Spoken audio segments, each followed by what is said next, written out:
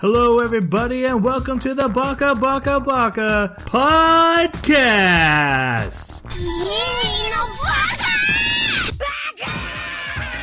Baka. It's amazing how every time you open your mouth, you prove you're an idiot.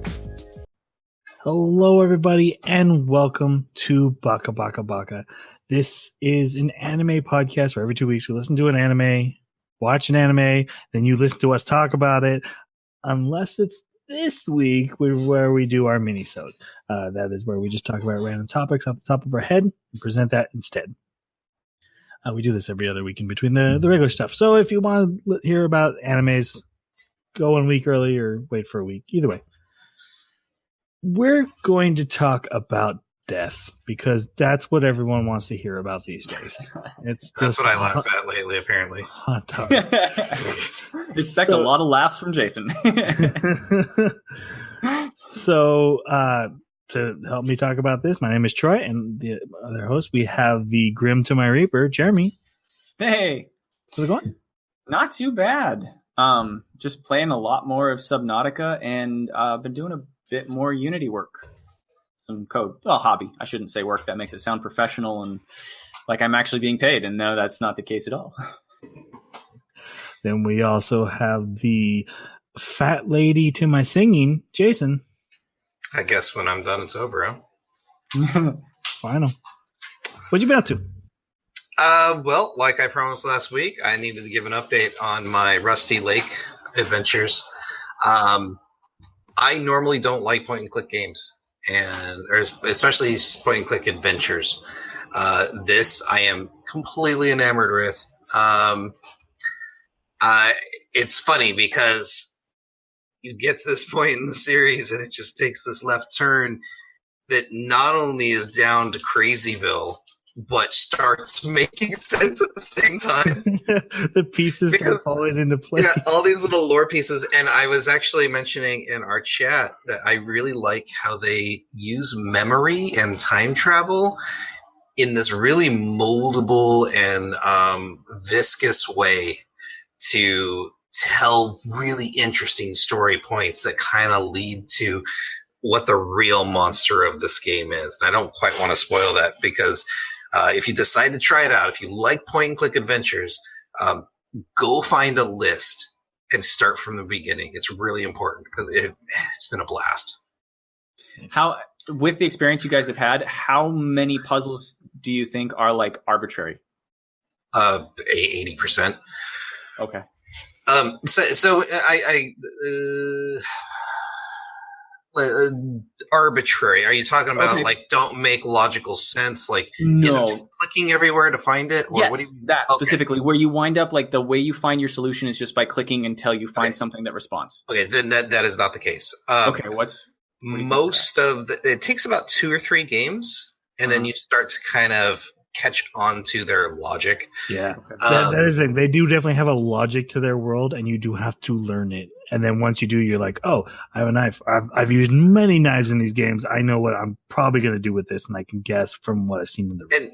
And 5 times out of 10, if I do pick up a knife, the first thing I do is I go to every person that's in it and click on them with the knife. Do I need to stab this person? Do I need to stab this person? You're not making a good case for yourself here, man. So to be clear, though, for puzzles that I just end up clicking everywhere around, that's more like 15% of the time. Okay. I'll find myself just kind of stuck. Yeah. So every time I've messaged Troy asking for hints, not solve it for me, but give me hints, that's when I've gone through, I've just clicked everywhere. And so now I'm going, okay, I need something to point me in the right direction. I haven't done much. I watched the new Kingsman movie, The Golden Circle. That was good. I like the Kingsman movies. They're fun. I heard this last one was awful. Well, not awful, but just like campy. Well, the first one was pretty campy. Yeah. Okay. They're just like, what if James Bond made a comic book? And just silly, over the top spy stuff. You know, it's funny. I watched the first one, and there's a scene where a big fight breaks out in a church. So I'll say, if anybody hasn't seen it, don't want to spoil it. And that was a great choreography, but that was a little hard to deal with. And then the second one, we started to watch it, and it was I saw a meat grinder, and I saw people, and I saw where it was going, and I went, I can't do this. So I have no idea what happens if that even ever actually came to fruition. Twice. Oh yeah, can't do it. Nope. Nope. Glad I walked away. Can't do tree grinders, twig grinders, meat grinders. Nope. Can't do grinders. Do a nope on the grinder. Yep. Just walk away from that one. But I enjoy the campiness of the movie. They're silly. They're fun. They're not especially deep. And like it's the fight scenes they have a lot of fun with and play with. So it's fun. Okay, so we need to talk about our minisode topic. Like I said, we're talking about death. But death in anime, because we're an anime podcast. Dun, dun, dun. You should check a list of spoilers that should be in the description if everyone is working at 100% efficiency on this podcast, namely me. Because you can't talk about the death of characters without spoiling something. Usually those are big plot points, and that's just going to be the way it is. But to start us off, I want to ask, which animes present death in the most interesting way? ReZero. Guys. Yeah. Now, do you mean initially and how he gets to the world, or after that? I love the way they play with how terrifying and painful death is every time he dies. I also like the whole time travel aspect of it, where he kind of like resets and goes back. Spoiler. But he used it as a tool to the best of his ability because it traumatized him nearly every time. And I think that's what I found interesting about it, is that it didn't end up being this Deus Ex Machina that he was able to just, I did that wrong, right? Which I felt Ajin did too much. They got into a situation that they were constantly murdering themselves to get out of a bind, right? So so my first pick is definitely ReZero.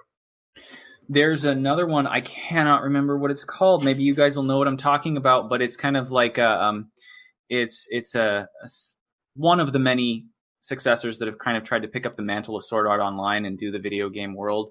And in this one, when they die, you don't find this out until a little ways into the series, so it's definitely a spoiler. They wake up and they forget bits and pieces of themselves, and this is kept secret.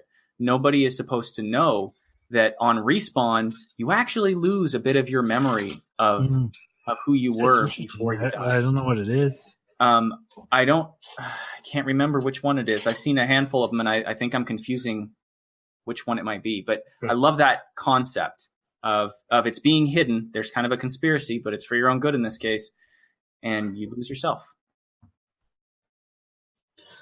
My pick would be Death Note. I love the rules they build for Shinigami and how death works in that world. And like the Shinigami gods live, or I don't even know if they're gods, but these death gods, they are gods. They live forever because when we die, they take our remaining years and add them to theirs. And that's why they do what they do. But they're now at a point where they've lived so long, they're bored out of their minds. Thus, the events of Death Note start to happen. But just the idea, like you have a set amount of years of when you're supposed to go, but they can cut that short and steal that, and that was really cool to see play into a detective strategy thriller. So, Death Note for me. The other one that I thought was interesting was the life cycle and death of the girls in Madoka Magica. Because we just recently saw that, and that was my first time, which I'm so far behind the times. I like... I wouldn't say I like, because I didn't like watching any of them die, but... You found it every time. Every time. I found it interesting that there was a very specific universe-saving purpose for the deaths of these girls, and that they they were basically harvesting them in a sense. Right. So it was a little sadistic on one end, but then it was like, oh, that kind of makes sense on the other. Yep. So I figured out which anime that was, and it is a major spoiler to the series. So there's the pause. It's Log Horizon. Okay. It will be on the list, guys. So Yeah, you should know that already before he said that. that's right. They're probably all screaming, "Log Horizon!" Exactly. Yes. Don't you know? Don't you know you're a fan of the series? At least you say you are. What about Dragon Ball Z? They handled it interestingly. Well, it was interesting at first, but it got cheap because Dragon Ball Z hasn't died. Because Dragon Ball Z is still alive, it's kind of bound to be cheap. Technically, it's Dragon Ball Super. Oh, you're right. My bad. Kamehameha. What about Dragon Ball GT? A sequel of a thing can exist without ruining the original thing. We all know that, right, Star Wars? Yeah, you haven't convinced me now. Well, honestly, I think that like a sequel, if it does something new that is adding to but not reversing, and also not just copying, like in Super, have they done something that is very, very different from what's been done in Dragon Ball Z? Let's just bring it to like with Death. Is there anything related to Death that's different? Or... Well, there's Frieza in Hell.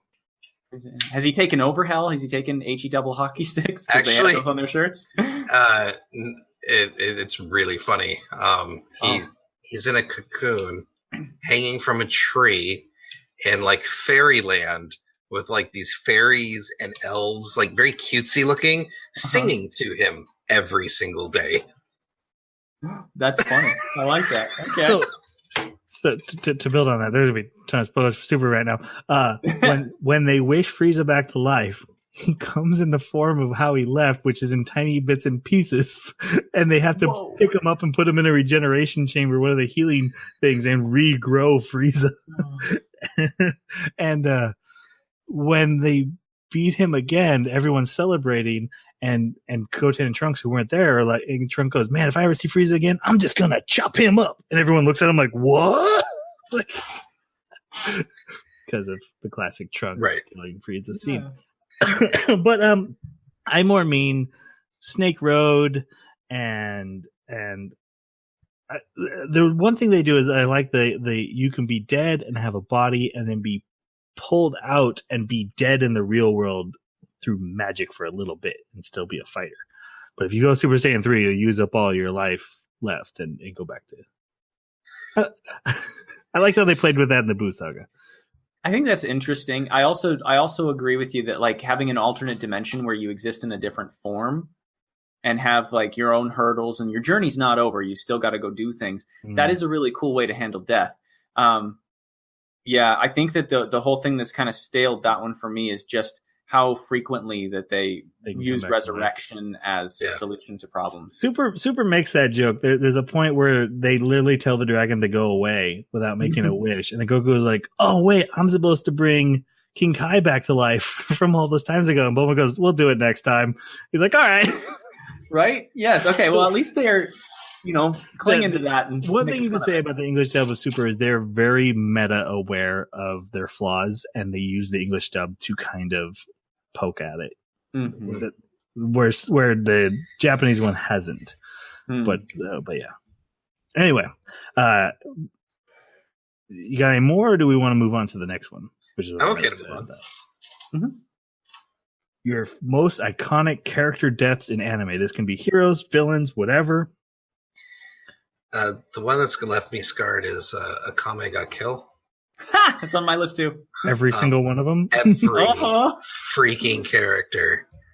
I was endeared to, I was invested in, and they took them away. And it just hurt every single time. And they earned everyone, and it pissed me off, but I loved it. Yep. Mine, Chelsea. Yeah, I had to look them up and refresh my memory and be like, the sniper, the redhead girl. Oh, yeah. That's and every single one, even though you knew someone was dying this episode, because after a while, spoiler alert, it was still semi, if not fully, surprising every time. I'm like, no, not you. Yeah. Yep. Yeah, Go ahead. they kept building layers to make you believe that a character would have plot armor. Like, oh, they're entering into a relationship. She's gone. She's gone. Yep. Which I actually guess that because I was looking up, I was like, I remember the sniper dying. I know she died. But then I was reading posts where people were saying, oh yeah, no, she got pregnant and they moved off and they got married and lived happily. And I'm like, what?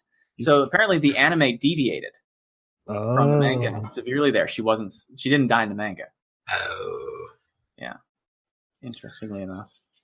For me, Rem in when Betelgeuse killed her in ReZero. I forgot about that. That's my number one, where like she is just doing everything she can to save the main character, and he twists her up. Oh yeah, Betelgeuse just twists her apart little by little, and you get the emotion it's so juicy. The whole scene is just, you feel it for a long, long time. Yeah. Mine, I gotta be careful when I say this because I might cry. Oh. And that's legit, because every time I've watched this death scene, and it's been about 4 times now, because maybe 3, I've cried. And that's Fullmetal Alchemist. My number 1 anime of all time. Most people, if you've listened to this for a while, you should know that. Big spoiler when Colonel Hughes dies, and he's the guy. He's very much a plucky comic relief character through the intro. He's always showing off a picture of his daughter, like, look at my daughter, and that's his running gag. Is like he always just wants to share his daughter, but he becomes a very important ally to the characters, and he dies about a third of the way into the story, gets murdered after he uncovers this big conspiracy. And they always show the scene in regular and Brotherhood. I believe the scene is in there. They're burying him, and his daughter is screaming, he's got to go to work. You can't bury him. He's got to go to work. And I can't handle it. Never can. Gets me every time. It is brutal. Great anime. And you never, like, when I watched it, I was not expecting it. It's like, because this character was just like all the other characters he felt very important. Silly. He had some fairly important plot points to do. And then, yeah, that was rough. And they used that comedic joke of all he cared about was his daughter against you, because that's who's lamenting him. And you're like, oh, you know how important that is to him. And oh man. So that will always haunt me. And there's other stuff in Fullmetal Alchemist that's just as bad. Looking at you, doggy girl. But nothing gets me like that funeral scene. I really need to go watch that. Still have not finished the series. I was surprised you actually didn't mention Vegeta when Frieza killed him. Actually, Piccolo's death is better to me in the Saiyan saga when he protects Gohan, because he was a villain. He was a guy who killed Goku in the first arc with like, this isn't even gonna bug me, and he kills Goku and Raditz. And then that's when Piccolo becomes dad. Right? That's it. I think Vegeta's is pretty good too. Yeah, when Frieza's like just beating the crap out of him slowly.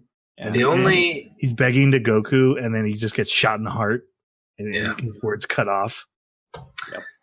Actually, the only death in DBZ that ever got me like the feels was when Vegeta still had the Majin Buu symbol on his forehead, but he blows himself up in an intent to kill Buu, and like he came back, he turned evil again, just so he could get another shot at Goku, and he turns around anyways, and he tries to kill Buu, and it got me.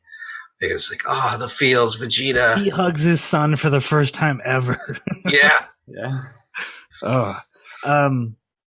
The poster behind Jeremy, Trigun, has a great character death. Wolfwood's sacrifice, and it shows how heavy a burden Vash the Stampede carries with his rule, that when a normal person, even if someone as talented as Wolfwood carries it, it's a death sentence in this world. And the fact that he had just started a relationship with another character that had been building for a long time. That I hope. I mean, I've watched Trigun again. I don't think it's rose tinted glasses. No, that scene gets me every time. Wolfwood. Yeah. Oof. I believe when we talked about like favorite animes, I think I even mentioned it there. Poor Wolfwood.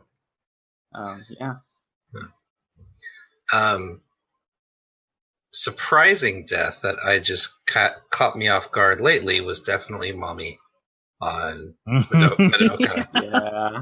That I texted you guys right after that scene. I was like, this anime did not pull punches from the very beginning. Just right out the door. It's such a leg sweep because she's so in command. She's so elated and happy and like, yeah, I'm kicking butt better than I ever have. And then boom. Sorry, wrong anime. Well, it's like, oh, she killed the witch. Yay. Wait, no, it didn't. Oh God, it ate her. Which, thank you for the response. That was really cool information. The YouTube comment we got about the witch loved cheesecake and she thought the hat looked like cheesecake. Yeah, awesome. That's a great little tidbit. Mm-hmm. Yeah, that's definitely mine too. That's the only one I could think of that really shocked me. I'm sure there's others, so I just can't think of any. Right. Well, I think we're good. I almost cried on my own podcast, so we should wrap up. That's just another week. Baka. True story. So mean. Just a reminder, we are currently watching Inuyashiki, or the I don't think it's called the Cyborg Grandpa, but I think that's a nickname a lot of people give it.